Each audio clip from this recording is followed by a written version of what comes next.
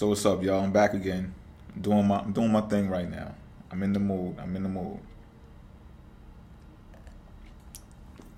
So what I'm gonna talk about right now is the first time I've seen a Gray's face.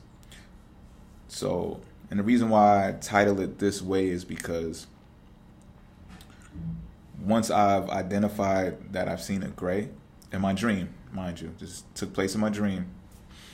Um, but once I identified that this was a Gray that I was face to face with, I realized that this Gray, or maybe not this exact Gray, but Grays have been in my life from before.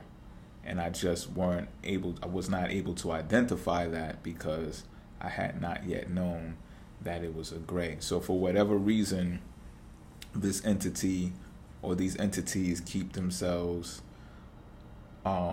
hidden for if I was left up to my own devices to determine why, I would say it's because they don't want to scare the person away that they're pursuing or that they're showing something to, or whatever it is that they're doing to them, because sometimes they will do things to you.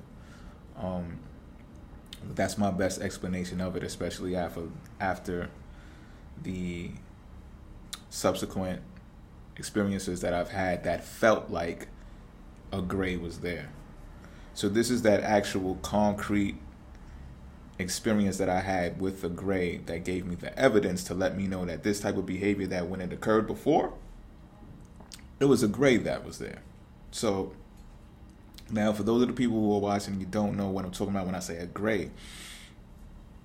Excuse me. And I've seen jinns. I've seen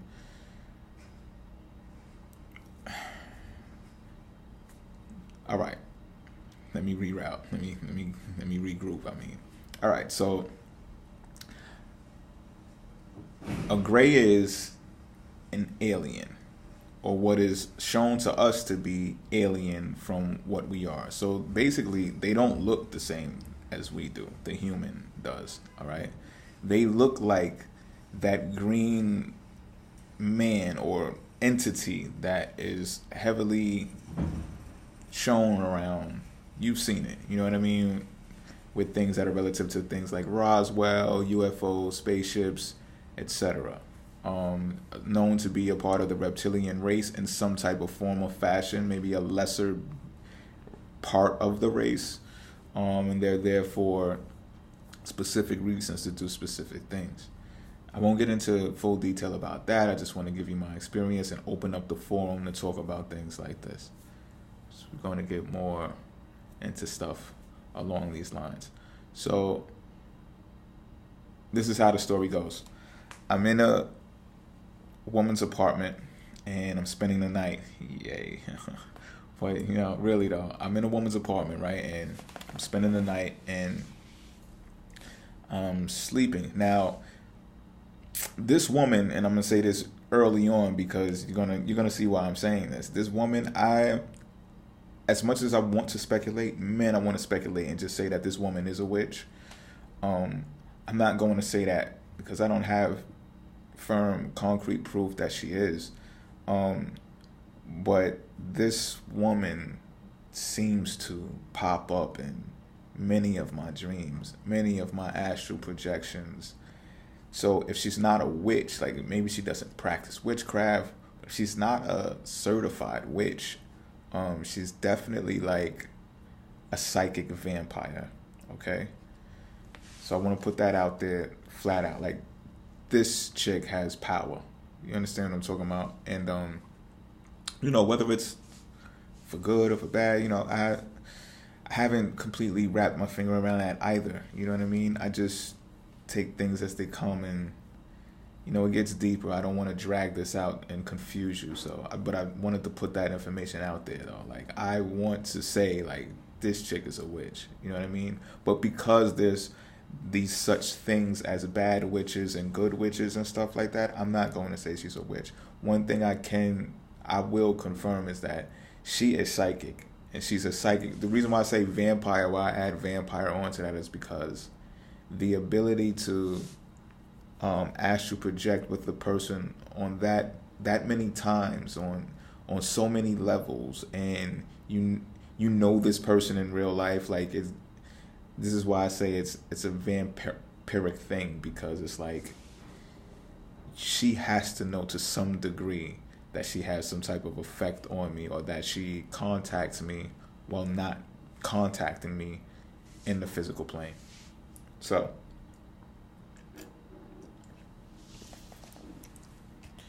good or bad, I don't know.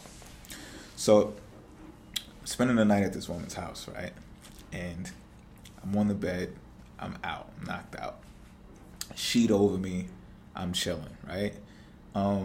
So I get into the lucid state. However, it's the state that people talk about when they say a witch is riding their back. And this is why, another reason why I said this chick might be a witch, because I would had that feeling. So before, people told me back in the days, they told me what a witch riding your back means, this, that, and the third, and I had that experience when I was younger. That's how I found out about it, because I just had to talk about it. It was that shocking to me when it happened to me for the first time. So that same feeling, you're laying down, usually, well, all the times really, you're on your stomach. You sleep on your stomach, and you're in paralysis. You cannot move for nothing, nor can you say anything.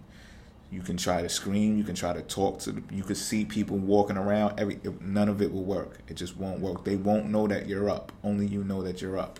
Or whatever entities are also aware of what's happening, they're up to. So I'm in this phase, right?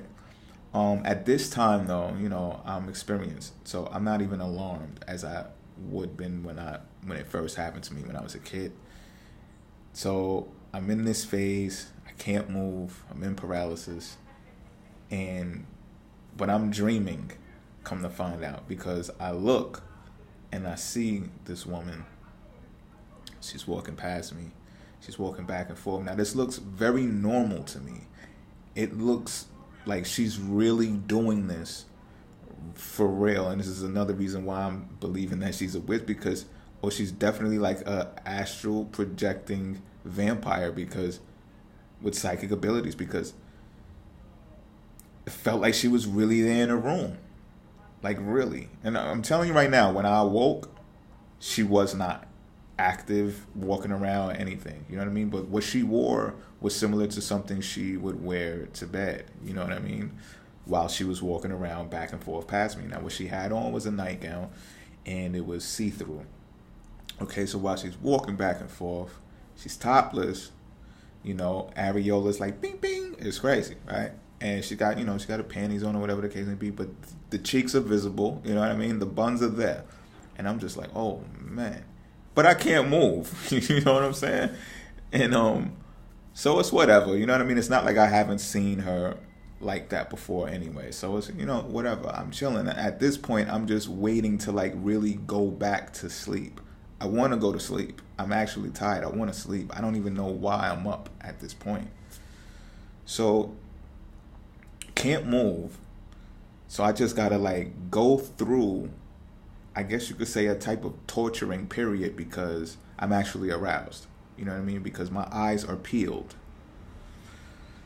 But I can't do nothing. So, me being the horn dog that I can be sometimes, that's also my mind now. I'm like, fuck it, I'm up, right? I might as well just fantasize about me actually being able to move and like getting at her in some type of way.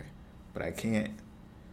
So this is when the gray decided to appear out of nowhere. And just, it didn't walk up on me or nothing. It just materialized right in front of me. So imagine this, like I'm laying down on the bed, right? I'm looking this way, sideways, and I'm realizing that this is not going to be in my favor as far as projecting. I can't astral project. I'm stuck. And this thing just fizzles in front of my face. And it's that thing. It's a gray, yo. It's not green, though. This gray was not green. It was actually gray. All right? So, very similar looking to E.T. Very like the oval shaped heads that It's projected that we seen, right? Doesn't say a word. Whether they can talk or not, I still have no idea. But what they did was they pulled out this needle of some sort. It was about, no lie, it was about this big. It couldn't have been no bigger than this. It looked like a butterfly stitch or something. Like, it was this big. Okay. So they pricked my lip, and my lip swelled a bit, and then it began to numb, and then it started coursing through my mouth, and it numbed my whole face. Now, come to find out, what this thing was that this gray injected me with was a sedative. So pretty much the best way I can explain it is like this, right? For whatever reason, this gray believed that I was not in a deep enough sleep to understand or see what I needed to see. So perhaps, I'm just thinking, right? Perhaps maybe this potential witch began this scenario, and I was at a point where I couldn't see the deeper meaning of this scenario. All I could see was the buns and the boobies, and my mind taking me there and my body not being able to go with it. So the movie the movie Inception, probably my favorite movie. The movie Inception, where they have to go into a dream together, and they know they have this whole plan of what they're going to do. It's like the major heist, right? It's like the last one. And they got to go 3 levels deep into a dream. So that means a dream within a dream within a dream. This is what I had to go through. And in order to do it, remember in the movie, they had to go see the Indian dude. And the Indian dude was the dude who put together the chemicals to make the sedatives. So in order to go deeper down into the levels of the dreams, you had to get a sedative. I'm not promoting drugs right now or any substances that sedate people right now. I'm just telling you how this goes. If you experience, you already know what I'm talking about and everything, then you're covered. You already know how to do this type of stuff. All right? Just wanted to put that out there real quick too. So that's what this was. Because I felt myself getting real groggy. It was like going to the dentist. You go to the dentist and you get your tooth pulled, and they gotta put the mask on you, whatever the case may be. It was like that, but this gray injected me with the juice. All right, so now I'm in a deeper level. I'm in a trance. I'm still up though, but I'm in a trance. You know what I mean? And I feel almost cloaked by this gray's addition to me at this time. You know what I mean? I can no longer see the gray, but I see the woman coming back towards me, and she's not saying much of anything, but she sits down next to me, right? So me, already on the path that I was on, thinking about her like that, I made my move. Like I was able to move now. I moved my hand. I put it under, how a person sits down. I slid my hand under her ass, like boom, you know what I'm saying, and palmed it. And come to find out, this is what she wanted. You understand what I'm talking about? This is what I was supposed to see. So immediately, now, mind you, when she walked in, she had nothing in her hands, no nothing. But immediately after I got that palm under there and I felt that, and I was like, I was delighted. I felt accomplished. Let me tell you this, right? And once I did it, and mind you, this is nothing like, as I said before, I've seen her in that form before. But I was delighted nonetheless.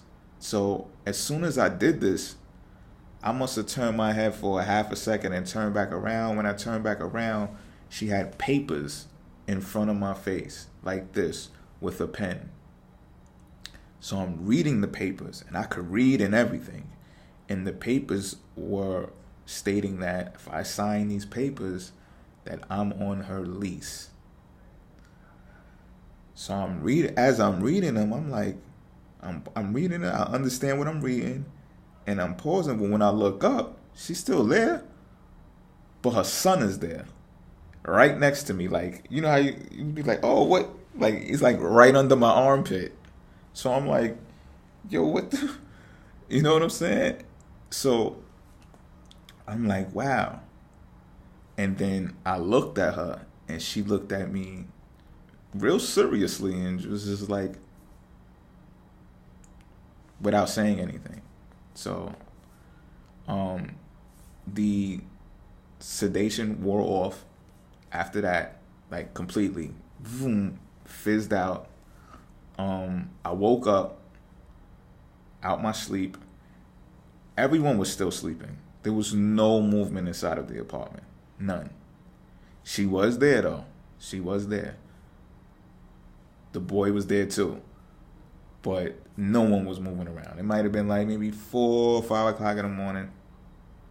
So, I wasn't going to get up. I wasn't going to make a scene. But I was up. I was able to move and everything. And I was like, wow. And then I go to grab my lip. My lip is still numb. My lip must have been numb for about the next 20 minutes. No joke. So, after this happens, right? I put 2 and 2 together. I started piecing this stuff together. I'm like, okay, well, this woman wants me to like raise her son in some type of way. And the, I guess you could say organized or maybe even corporate way to do that is to be officially a part of this apartment, a part of the family, so to speak.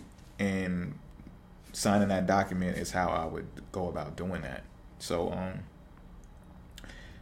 I did see the opportunity for that to actually occur in the waking state, although it was not offered to me in the physical plane. You understand what I'm talking about? So this is, people know what I'm talking about. You're skilled in this type of stuff. You know how things can come to you in your dream when you're in the other world, and they can show you things that are unspoken in the waking state. And it's like, so again, it's like, if I don't, like this woman never came to me and told me she was a witch. This woman never came to me and said, was you there in that dream? You seen what I seen? Like, none of these things ever took place, but you get that feeling, and I can't call it eerie because I've been through this now. So you get that feeling that I think she knows. You know what I mean? But I got the feeling from interacting with her afterwards, like, I was more psychic than her because I really, really, really knew what her intent was now. And I didn't pick up, like, she didn't want to say it. You understand what I'm saying? And she behaved like she didn't know that I knew. So this is what made me think, like, oh man, was the Gray actually using technology to use her as a vessel in the spirit world just to show me the intent of this individual? And I would say it was for my betterment. But then again, I could say it was more of a neutral, objective thing to look at. Like, it wasn't subjective, like, you're obligated to do this, you should sign it. And I didn't get that type of energy from this Gray. What I got was, dude, you should see this. And not only that, hi. Now, I say that to say this as well.